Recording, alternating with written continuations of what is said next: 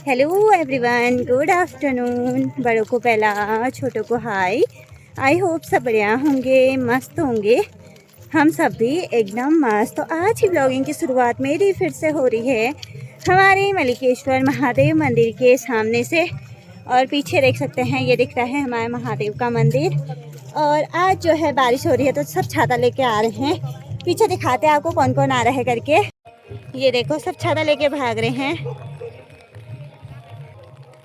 अभी आधे लोग जो है ऊपर से आ रहे हैं। बाकी आज बारिश के बाद जो है रास्ता काफ़ी ख़राब हो रहा है, तो डर भी लग रहा है इन रास्तों में चलने से। अब सीधे जो है मंदिर में लेके चलते हैं आपको। आज मंदिर में हो रही है आरती। अपराध क्यों किया, जबकि भगवान शिव ने मुझे सावधान भी कर दिया। देखो, ये संत महात्मा सदगुरु ब्राह्मण वेद ग्रंथ हमको सावधान करते हैं बार बार, लेकिन फिर भी हम सावधान न रहे तो भैया तो फिर हमें को उठाना पड़ता। पार्वती रोई है उस पूजा के बाद। देखो, अगर हम भी पूजा पाठ करने के बाद रो रहे हैं, दुखी हैं, तो समझ जाना कहीं न कहीं हमारी पूजा में कोई त्रुटि हो गई है। ये त्रुटि होने से परमात्मा का हमको छोड़ के जाने का परिणाम है कि उस पूजा के बाद हमारे जीवन में दुख आ जाता है। इसलिए कई बार जब हमारे लोग घर में कोई भावनाओं की अशुद्धि के कारण भगवान छोड़ के चले गए, तो हमारे लिए भी उपदेश है, हम कोई ऐसी गलती पूजा पाठ में न करें, मंदिर आने में न करें।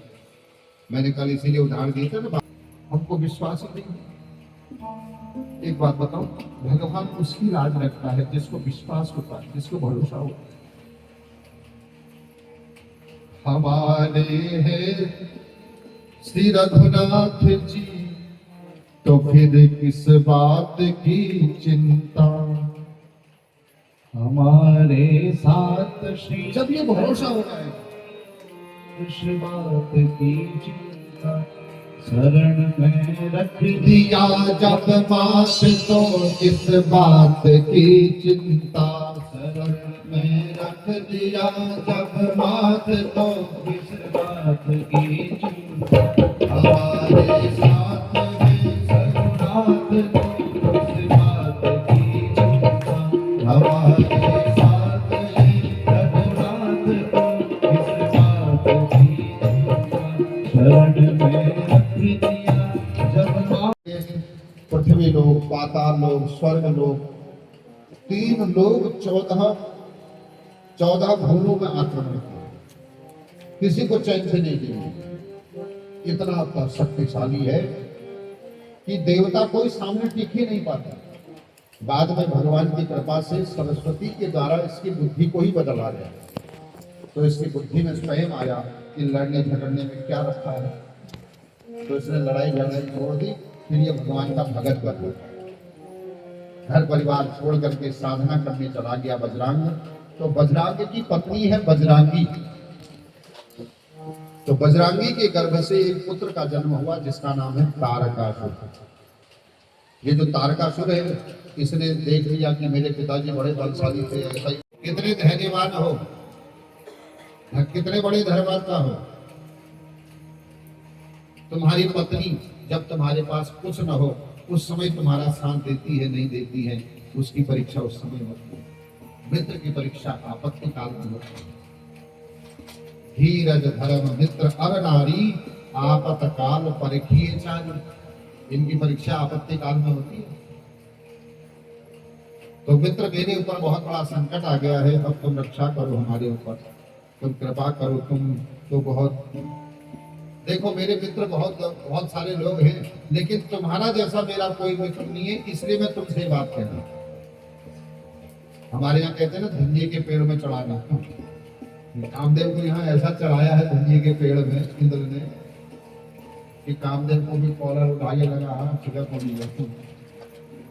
जब कहा ना शंकर भगवान की साधना तोड़नी है, तो कामदेव को तुरंत याद आ गया, मेरे पिता ब्रह्मा ने कहा था तो काम शंकर के सामने जब जाएगा भस्म हो जाएगा। अब कामदेव समझ गया, मरण हमार, मेरा मरना अब नजदीक आ गया लगता है, मेरे मरने का टाइम आ गया। मैं दुनिया में जिसके सामने जाने से डरता था, मेरे को अब उसी के सामने भेजा जा रहा है। मरण हमारे सुफल। अब लेकिन मित्र की दुहाई दे रखी है, अब मित्र से मित्रता भी निभानी है। तो कामदेव ना तो नहीं कह पाया, लेकिन कामदेव ने सोचा मैं पीछे छुप के रहूंगा, आगे खेल खेलूंगा। कुछ लोग होते हैं ना, अपना तो पीछे से रहते हैं, लेकिन आगे से काम कराते हैं तो लोगों को मालूम नहीं लगता ख्याल कराया। कुछ लोग ऐसे काम करते हैं दुनिया, ऐसे लोगों से बच के रहना चाहिए। हाँ? तो कामदेव ने भी यही किया, पहले गया, उसने बसंत को आगे भेजा। बसंत ने सुंदर माहौल क्रिएट किया, फिर अप्सराएं भेजी, फिर सुंदर नाच गाना नृत्य इत्यादि हुआ मन को मोहने के लिए।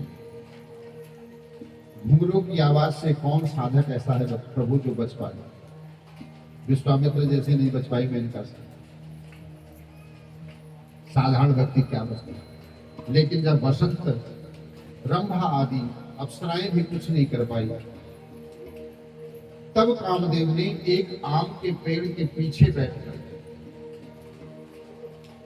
उसके पास पुष्प धर्मा बाण है, धनुष है ना पुष्प धर्मा, वो अपने धर्म से खत्म करता है, हटाता है। उसके बाणों के नाम भी हैं, मारण, मोहन, उच्चाटन, सम्मोहन, उद्दीपन। फिर इनकी सारी क्रियाएं हैं, कौन सी चीज क्या है। तो कामदेव ने सबसे पहले तुलसी बाबा ने लिखा है, शिव विरोध ध्रुव मरण हमारा। शंकर जी से विरोध किया है तो मरना तो पड़ेगा। और जैसे ही कामदेव आया तो क्या होता है कामदेव के आने पर? ब्रह्मचर्य व्रत संयम नाना, धीरज धर्म ज्ञान विज्ञान, सदाचार जग जोग विरागा, सबय विवेक कटको सब भागा। देखो कामदेव का प्रभाव, इच्छाओं का जब प्रभाव जीवन में चलता है तो ब्रह्मचर्य का पालन नहीं हो सकता, ब्रह्मचर्य खत्म हो जाता है। जिस व्यक्ति का ब्रह्मचर्य जीवन से समाप्त हो जाता है, उस व्यक्ति का मत अवश्य ही नुकसान होने वाला है। लड़ाई झगड़ा जो मन खराब होगा। दक्षिण की ओर अगर तुम्हारा मुख है, मरणम, आपकी आयु आज कम होगी, कोई रोग, कोई एक्सीडेंट, कोई चोट तुम्हें लग सकती है जो तुम्हें मौत के मुंह में भी ले जा सकता है। इसलिए उत्तर दिशा की ओर सर करके सोना मना है, क्योंकि उत्तर में सर करके सोओगे तो सुबह आपकी चेहरा अच्छा ना होगा। आयुर्वेद मरणम, नैऋत्य में अगर पूरब की ओर सर किया है और आपका आंख अगर सुबह उठते समय अगर आप पश्चिम और दक्षिण के बीच के कोने की ओर आपका चेहरा है, पापम, आज बिना पाप के नहीं रह पाओगे, होगा ही होगा पाप। आदमी कहता है मैं चाहता थोड़ी हो जाता है, इसलिए होता है क्योंकि सुबह वहां हो गए। पापम, पश्चिम में अगर आपका मुख है, भाग्यम, आपका भाग्य आज साथ देगा, लक आज साथ देगा, जो करोगे भाग्य साथ देगा तुम्हारा। भाग्य साथ चाहिए ना, इसीलिए कहते हैं पूरब की ओर सर करके सो। क्यों? ताकि सुबह उठते समय पश्चिम की ओर मुख हो तो हमारा लक, हमारा भाग्य, हमारा साथ देगा। जो लोग चाहते हैं ना भाग्य साथ देगा, उनको पूरब की ओर सर करके सोना चाहिए। लेकिन सावधान रहना चाहिए, सुबह उठते समय हमारी आंखें, हमारा चेहरा ठीक पश्चिम में हो। और वायव्य कोण में व्याधि, आज के दिन आपको रोग अवश्य होगा, के जरूर होगा, अच्छा समझ होगा, पेड़ दर्द और पेड़ के नीचे होगा, तो वो दिशा ही ऐसी है। आयु देशस्य मरणम पापम भाग्यम तथैव च व्याधि, रोग। इसलिए कहते हैं जो व्यक्ति रोगी हो उसको पश्चिम और उत्तर दिशा के बीच के कोने में भूल के नहीं सुलाना चाहिए, रोग नहीं जाता जल्दी। रोगी को किस कमरे में सुलाना चाहिए, ये भी विज्ञान हमारा यहाँ है। अगर चाहते हैं ना जल्दी रोग चला जाए, उसका भी एक स्थान है, उसको भी आप हर कमरे में नहीं सुला सकते। पश्चिम और उत्तर के कोने में अगर आपने रोगी को सुला दिया, उसका रोग ठीक ही नहीं होगा, कभी कुछ लगा रहेगा, ठीक नहीं होगा आसानी से। उत्तर की ओर पुष्टि, संतुष्टि, अपनी कमाई में, अपने आप में, अपनी संपत्ति में, अपने बच्चों में आपको संतोष होगा। लेकिन आज संतोष है ही नहीं, न बच्चों में संतोष, न पत्नी में संतोष, न संपत्ति में संतोष, न कमाई में संतोष है, क्योंकि उत्तर की ओर आपकी आंख ही नहीं जाती कभी सुबह उठते समय। अपनी कमाई में कमाई दूसरे की देखिए। इसलिए प्रभु उत्तर की ओर, दक्षिण की ओर सर करके सोइए और उत्तर की ओर आपकी आंखें खुले तो संतुष्टि जीवन में आवे, तुष्टि और पुष्टि मिलती है प्रभु की शान की ओर। ये सब गहरे राग है प्रभु, ये तो कभी सत्संग हो और तब ये प्रसंग छिड़े, तब हम इनको सुने, तब इनका आनंद है। तो लिखा है प्रातः उत्थाय दिग्भलम, ये सुबह उठने का फल है। अच्छा, ये श्लोक भी शिव महापुराण का ही है, विद्येश्वर संहिता के सदाचार के अध्याय। तो इसलिए ये है सदाचार। सुबह हम उठे तो हमारी दृष्टि कहाँ हो, हम किस दिशा की ओर मुंह करके बैठे। उसके बाद पृथ्वी में सीधे पैर नहीं रखना, पहले पृथ्वी को प्रणाम करना। क्यों? क्योंकि पृथ्वी में हम सब अच्छा बुरा करते हैं, लेकिन पृथ्वी कभी नाराज नहीं होती है। कराग्रे वसते लक्ष्मी, कर मध्ये तु सरस्वती, कर मूले तु गोविंद, प्रभाते कर दर्शनम। सुबह दर्शन करें, हाथ में लक्ष्मी का दर्शन करें, सरस्वती का दर्शन करें, नारायण का दर्शन करें अपने आप। देखो ये दर्शन करने का मतलब क्या है कि याद रखना पूरे दिन भर तुम्हारे अग्रभाग में लक्ष्मी है, बुरा काम ना हो लक्ष्मी से आज के दिन। फिर सरस्वती का मतलब वाणी खराब ना हो आज के दिन।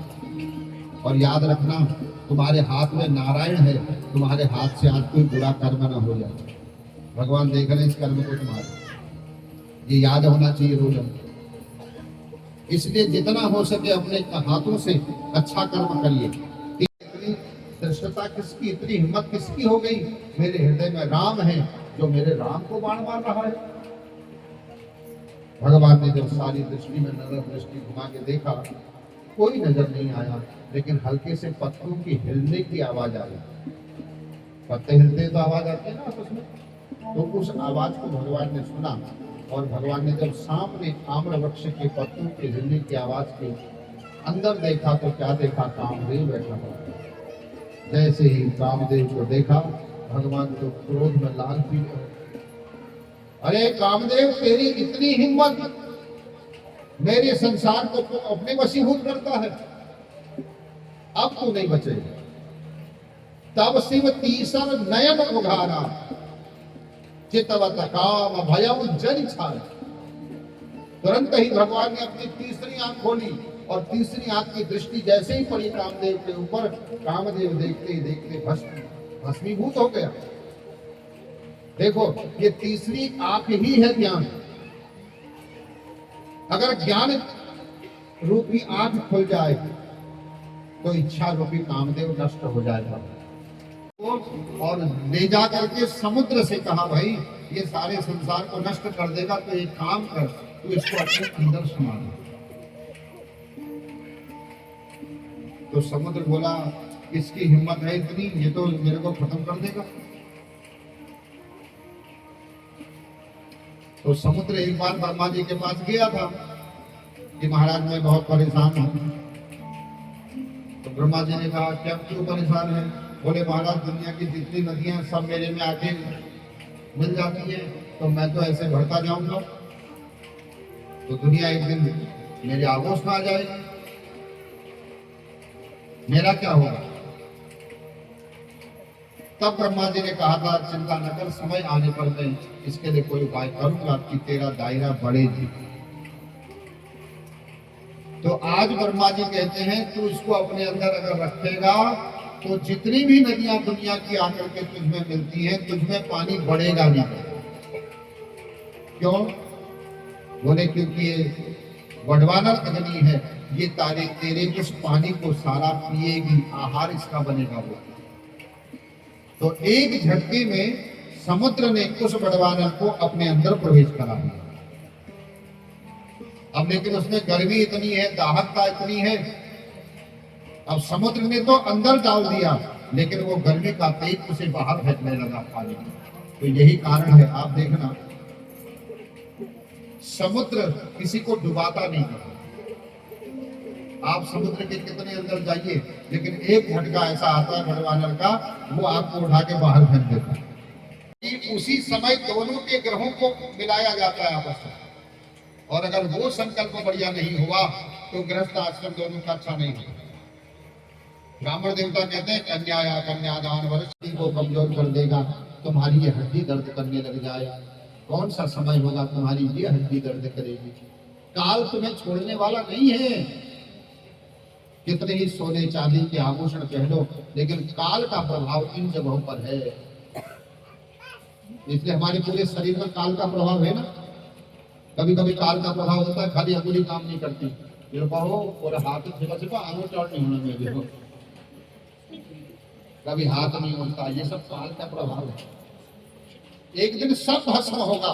मानो भगवान कहते हैं उस भस्म को भी मैं धारण करता हूं। यानी कि भगवान कहते हैं जीते जी तो छोड़, मरने के बाद भी तेरी जिम्मेदारी मेरी है। तेरी राख भी बर्बाद नहीं जाएगी, तेरी राख को भी मैं धारण करूंगा, तब तेरा कल्याण होगा। अब देखो, एक यहाँ पर शिक्षा भी है, जीते जी हम भगवान को पकड़े रखते तो मरने के बाद भगवान हमारी राख को भी पकड़ लेते, राख को भी धारण करते हैं। और ये संसार एक दिन राख ही होता है का होता है। शिव ओंकारा भोले हर शिव ओंकारा, ब्रह्मा विष्णु सदा शिव, भोले भोलेनाथ सदा शिव, हर भावी धारा। ओम हर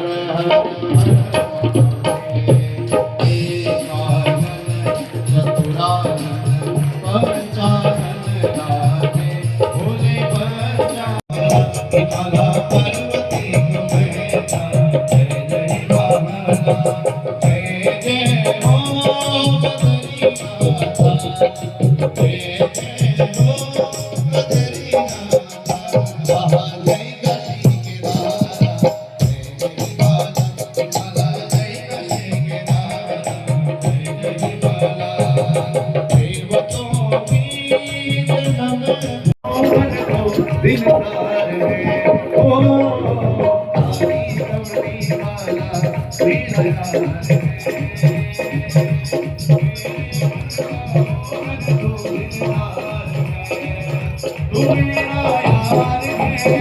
है।